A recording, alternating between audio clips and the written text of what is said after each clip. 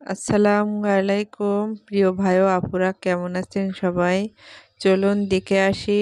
আস্তে আস্তে ডিম দিয়ে বুটির ডাল ভুনা করব। প্রথমে একটা কড়াই নিয়েছি, এর ভিতরে সামান্য তেল দিয়ে আমি একটু হলুদ ছিটিয়ে দিয়েছি। এভাবে কিন্তু ডিম ভাজি করলে ডিমটা কিন্তু অনেক সুন্দর ভাজি হয়। আমি ডিমগুলো এক এক করে সব ভাজি করে নিচ্ছি। ভাজি করা হয়ে গেছে। এর ভিতরে টমেটো, পেঁয়াজ, রসুন, আদা, জিরে মশলা সব একসঙ্গে ব্লেন্ডার করে নিয়েছি। এর ভিতরে এখন ঢেলে দিব, দিয়ে ভালো করে মশলাটা কষিয়ে নিতে হবে। এর ভিতরে হলুদ,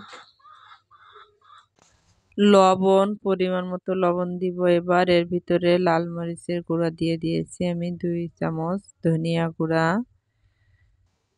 এর ভিতরে একটু সিক্রেট মশলা দেব, বিরিয়ানি মশলা, তেজপাতা এই যে দিয়েছি আমি।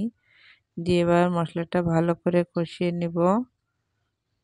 এই মশলাটা কষানোর কাছে আছে আপনার বুটির ডালটা কিন্তু খেতে অনেক মজা লাগে।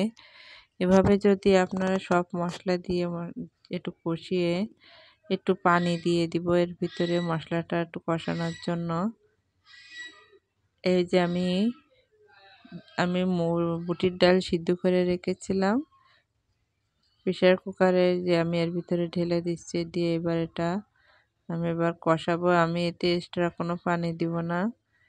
এই যে বুটের সিদ্ধ করা যে পানি আর এই ডাল দিয়ে কিন্তু এবার আছে ভুনা ভুনা করে আমি কষিয়ে নিব।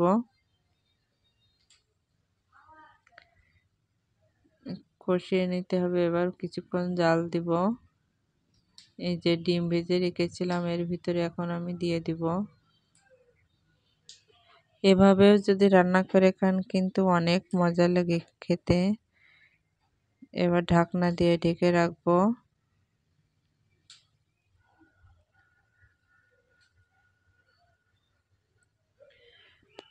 কিছুক্ষণ জাল করে নিয়েছি, দেখতেই পাচ্ছেন আমার কিন্তু একবারে কিন্তু ভুনা ভুনা কত সুন্দর হয়ে এসেছে। ডালটাও কিন্তু একদম গলে গিয়েছে।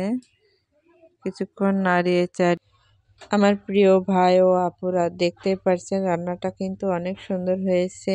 আর এই কষ্ট করে ভিডিও করে যদি আপনারা একটু লাইক কমেন্ট না করেন, আসলে মনটাও কিন্তু ভেঙে যায় আর ভিডিও করার মন মানসিকতা থাকে না। তাই আপনাদেরকে বলছি সবার ভিডিও পুরো দেখবেন আর লাইক কমেন্ট করবেন।